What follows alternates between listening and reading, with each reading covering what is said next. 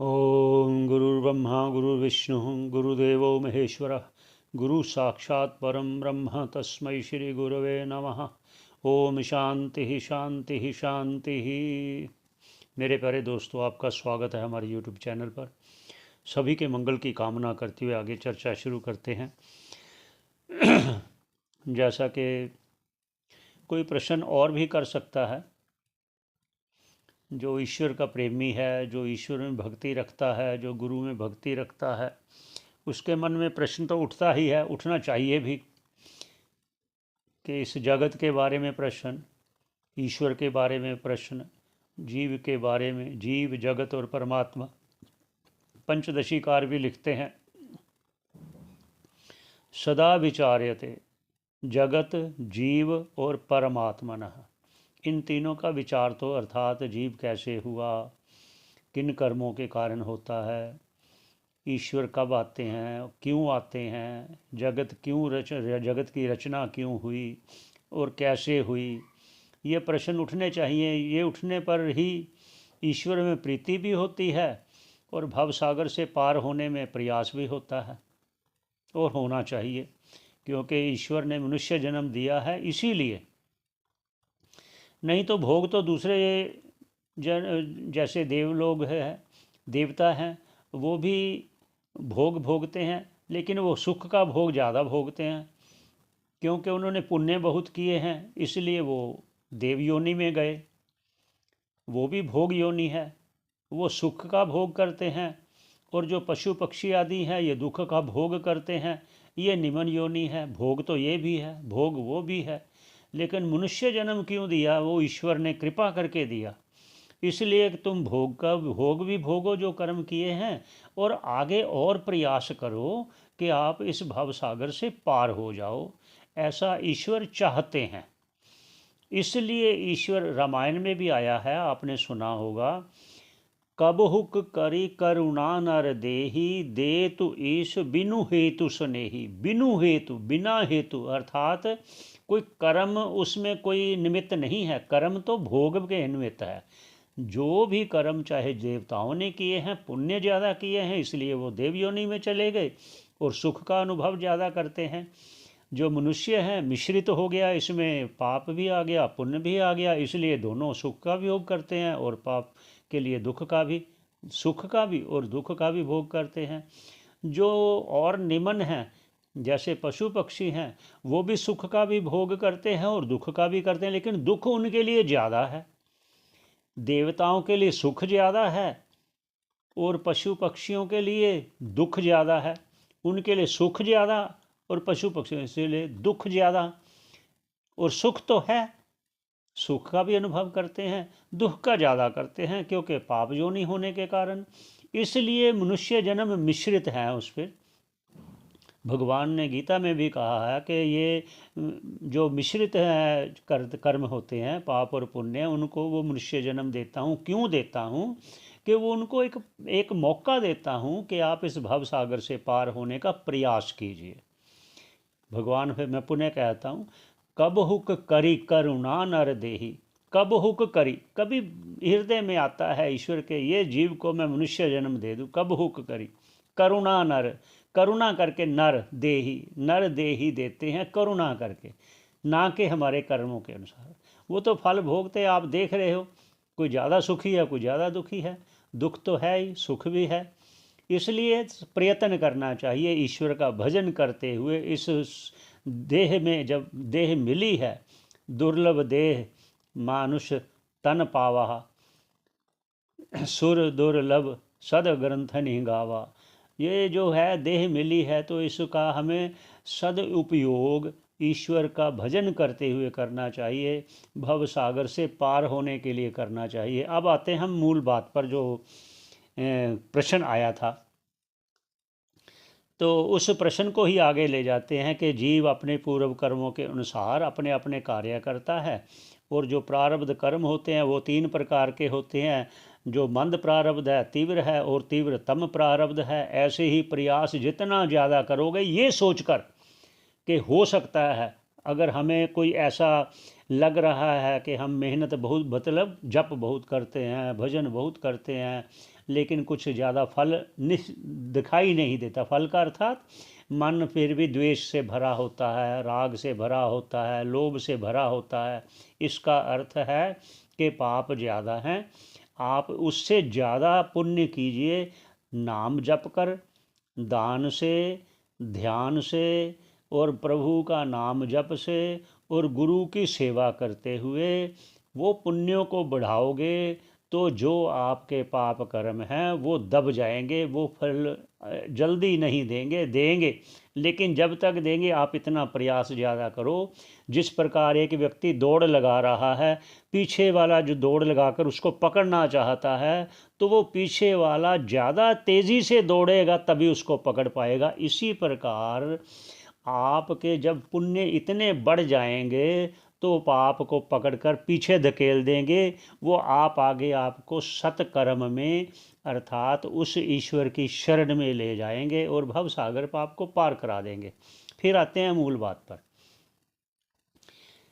ब्रह्मा जी का जो एक दिन है वो 1000 जो ये 4 युग जो हैं 1000 बार व्यतीत हो जाएं तो एक दिन ब्रह्मा जी का व्यतीत होता है, एक दिन गिना जाता है। आप इसमें अंदाज़ा लगा लीजिए 1000 जो युग बीत जाएगा तो एक जो जीव है, प्राणी है, मनुष्य है, उसकी आयु 100 साल है, तो वो कितनी बार, लाखों करोड़ों बार जन्म ले चुका होगा। और अब यहाँ क्या कहना चाहते हैं कि वो जब 100 साल पूरे हो जाएंगे तो एक दिन उसका मतलब 100 साल किसका, ये 1000 वर्ष जब युग बीत जाएंगे तो एक दिन पूरा होगा। ऐसे ही 1000 युग का जो समय बीतेगा तो एक रात पूरी होगी, अर्थात 2000 जो चतुर्युगी का समय होता है वो व्यतीत होगा। तो एक दिन रात ब्रह्मा जी का पूरा हो गया। वो जब रात्रि होगी तो उसको प्रलय कहेंगे। जब 100 साल पूरे हो जाएंगे ब्रह्मा जी के तो उसको महाप्रलय कहेंगे। तो वो जब 100 साल हो जाएंगे, एक दिन में जब व्यतीत होगा तो जो प्रलय होगी तो वहाँ फिर आकाश आदि तो बने रहेंगे, लेकिन महाप्रलय में ये सब आकाश आदि सब लय हो जाते हैं प्रकृति में। जैसे सांख्य कारिका में जो कहा गया है, प्रकृति से फिर पहले महातत्व होता है।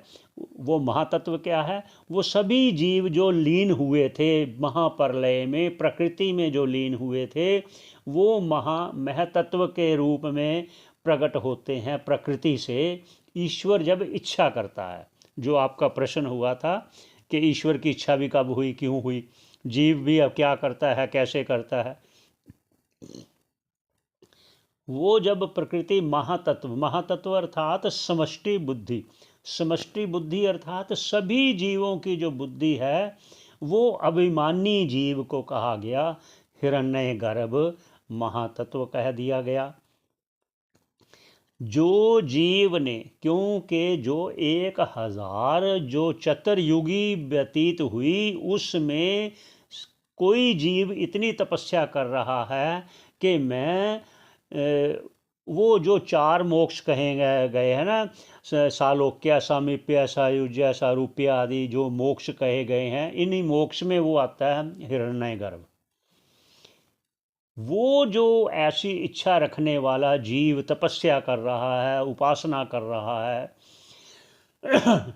तो वो पहले वो जीव होगा, उसको प्रथम जीव कहा गया है, प्रथम जीव कहा गया है हिरण्यगर्भ को, वो समष्टि बुद्धि। उसके बाद फिर अहंकार की उत्पत्ति होती है, फिर अहंकार से तन्मात्रा की उत्पत्ति होती है, फिर तन्मात्रा से आगे आकाश आदि कहे गए। जो तन्मात्रा है वह शब्द स्पर्श रूप रस गंध है। जो अहंकार है वो अहंकार में तीनों गुण हैं, जो महतत्व हुआ उसमें भी तीनों गुण हैं। कौन से, सत्वगुण, रजोगुण, तमोगुण। उसी के प्रकार सत्वगुण से वो ज्ञान इंद्रियाँ हुई और तमोगुण से वो सृष्टि हुई और रजोगुण से वो कर्म इंद्रियाँ हुई। और सभी के सत्वगुण जो है आकाश आदि के जो शब्द स्पर्श रूप रस जिनकी, उनके सभी के मिले हुए सत्वगुण से अंतःकरण हुआ। सत्वगुण से, सत्वगुण ज्ञान प्रधान है, उससे ज्ञान होता है, हमें पता चलता है, इसलिए ज्ञान इंद्रिया कहा गया है। इसलिए उस अंतःकरण को सत्व गुण प्रधान होने के कारण अंतःकरण की जो वृत्ति उदय होती है वही हमें ज्ञान का माध्यम बनती है, वो सहायक होती है। जब वृत्ति नहीं होगी तो हमें ज्ञान नहीं होगा। जब हमें नींद आ जाती है इसका मतलब सभी वृत्तियां जो है वो अपने कारण में लीन हो रही हैं। कारण अर्थात अंतःकरण, अंतःकरण का कार्य है। अंतःकरण का आगे कार्य हुआ ना, वृत्ति बनी, और अंतःकरण में जाके वो लीन होकर हमें नींद आ जाती है। फिर अंतःकरण में मन भी है, वो मन अपने वो सूक्ष्म सृष्टि उत्पन्न कर देता है, जो सूक्ष्म भोग भी होते हैं हमारे। वहाँ हम सुख भी होते हैं, हम दुखी भी होते हैं, हम खाते भी हैं, हम पीते हैं, वो भी भोग है, इसलिए वो सूक्ष्म हो गया। जब जब हमने जो कार्य किए हैं, जो स्थूल कार्य किए हैं, जिनको हम स्पर्श कर सकते हैं, जब जिसको हम पुनः पुनः देख सकते हैं, वो जागृत अवस्था होती है। इसलिए वो स्थूल भोगों के लिए, जागृत अवस्था के लिए हम इंद्रियों के माध्यम से उनको सब देखते हैं और भोग करते हैं जागृत अवस्था में। और जब हम सो जाते हैं स्वप्न में, वो मन ही सभी इंद्रियां बन जाता है, वही विषय बनता है, वही विषयी बन जाता है, वही हमें वो सारा अनुभव भी होता है। उसके लिए वो साक्षी कार्य करता है, वो चेतन है, वो आत्मा है जो सभी को प्रकाशित कर रहा है कि ये सब देखो, आप पिक्चर देखो, वो साक्षी है, उसी का अनुभव हमने करना है। अब बात आ गई कि जिस प्रकार कहा भाई कैसे करता है। जिस प्रकार अब जागृत से निद्रा में गए, निद्रा से वे सुषुप्ति में गए, जब आपके सभी जो जितने भी कर्म हैं फल देने को नहीं होते जागृत वाले, तो फिर निद्रा में चले जाते हैं। जब निद्रा में आपके भोग समाप्त हो जाते हैं, फिर आप सुषुप्ति में जाते हो, जब आपका कोई कार्य नहीं होता, लेकिन कुछ ऐसा कर्म है जो फल ऐसा पुण्य का है जो आपको वो भोग है, वो सुख भोग है। आप कहते हो आज इतनी बढ़िया नींद आई, बहुत मज़ेदार नींद आई, लेकिन कुछ पता नहीं चला। जो मज़ेदार नींद आई वो भोग किसने किया, वो किसने अनुभव किया, वो जीव ने अनुभव किया ना कि मैं सुख से सोया, लेकिन कुछ पता नहीं चला। वो जो कुछ नहीं पता चला वो अज्ञान जुड़ा हुआ है। उस अज्ञान को हटाने के लिए आत्मा का ज्ञान जरूरी है, जिसको कहते हैं आत्म तत्व का ज्ञान जरूरी है। वो ज्ञान होने पर ही आपकी जो सूक्ष्म जो देह है वो भी पिघल जाएगी। जो प्रारब्ध है जब पूरा होएगा तो ये देह छूट जाएगी, तो आप मुक्त हो। उसको कहते हैं विदेह मुक्ति। जब वो ज्ञान होगा आप, तो आपको कहते हैं जीवन मुक्ति का आनंद अनुभव आएगा। ऐसे अनुभव होगा, तो जब तक अनुभव नहीं होगा तब तक आपको लगे रहना चाहिए। अब बात फिर वहीं चलते हैं, जो 1000 युग बीतने के बीच में जिसने जो जो उपासना आदि किया है, जो जो ऐसी अपनी प्राप्ति के लिए, किसी ने ईश्वर प्राप्ति के लिए प्रयत्न किया है, मुक्ति के लिए, किसी ने सायुज्य मुक्ति के लिए प्रयत्न किया है, कहना कोई को गोलोक धाम जाना चाहता है, कोई साकेत धाम राम जी को भजन करने के लिए साकेत धाम जाना चाहता है। लोक तो एक ही है, लेकिन उसको अनुभव वैसा ही होगा जैसी उसकी चित्त की वृत्ति बनी हुई है। कहते ना, जाकी रही भावना जैसी, प्रभु मूरत देखी तिन तैसी। जैसी जैसी भावना रख कर आपने उपासना की है, जैसी जैसी भावना रख के आपने भजन किया है, जैसी जैसी भावना रख के आपने गुरु की सेवा की है, जिस भावना को लेकर आप कर्म करते हो, वही भावना के अनुरूप ही आपको ईश्वर फल देगा। इसी प्रकार ईश्वर जब आपको ये नर देह दिया है, तो इसलिए दिया है कि आप शास्त्र के अनुकूल जो मैंने कहा है वो अगर करते रहोगे तो आपके हृदय में वो मैं प्रश्न उत्पन्न करता रहूँगा। वो फिर आपको मैं गुरु भी ऐसा मिला दूँगा जो आपके उस प्रश्नों का उत्तर देकर आपको जो वेदों में, जो उपनिषदों में महावाक्य आया है, वो महावाक्य आपको श्रवण कराएंगे, तो कर्ण के माध्यम से जाकर अंतःकरण के में बीज रूप में पड़ा हुआ होगा। और जब समय आने पर, जैसे बरसात होती है, बीज का संपर्क और भूमि का संपर्क पाकर वो अंकुरित होता है, ऐसे ही आपके वो गुरुमुख से सुना हुआ महावाक्य कर्ण के माध्यम से अंतःकरण में जाकर समय पाकर, कौन सा समय, श्रवण मनन निधि ध्यासन रूप आपको जल और समय प्राप्त होगा। उस बीज को तो वो अंकुरित होगा ज्ञान रूप में, आपके वो अज्ञान को नाश कर देगा, जो अज्ञान के कारण आपको इसमें चक्कर में, संसार में बार बार जन्म मरण में आना पड़ता है। ऐसे ही कोई हृदय गर्भ बनना चाहता है, ऐसी उपासना मन में आ गई तो वो उपासना रूप में वो बनेगा। जब वो सृष्टि का क्रम पूरा होगा तब तक तो वो बना रहेगा ना। लेकिन इसके बीच में जो ऐसी चाहता है कि मैं भी, जैसे देखो मोक्ष तो सभी चाहते हैं, लेकिन सभी की जो उपासना एक जैसी तो होगी नहीं, सभी का प्रयत्न एक जैसा तो होगा नहीं, सभी की भावना एक जैसी तो होगी नहीं। इसलिए कहा सालोक्य सामीप्य सारूप्य सायुज्य, ये 4 विभाग शास्त्रों में बताए गए हैं कि उनमें से जो भी वो भाव रखेगा उसको वो प्राप्त होगा। इस प्रकार ये 1000 युग बीतने के बीच में ये क्रम चलता रहेगा, ये क्रम चलता रहेगा। ऐसे ही जो जीव जैसी जैसी उपासना करेगा अपने पूर्व कर्म के अनुसार भी और इस जन्म के प्रयत्न के अनुसार भी, जितना ज़्यादा प्रयत्न होगा।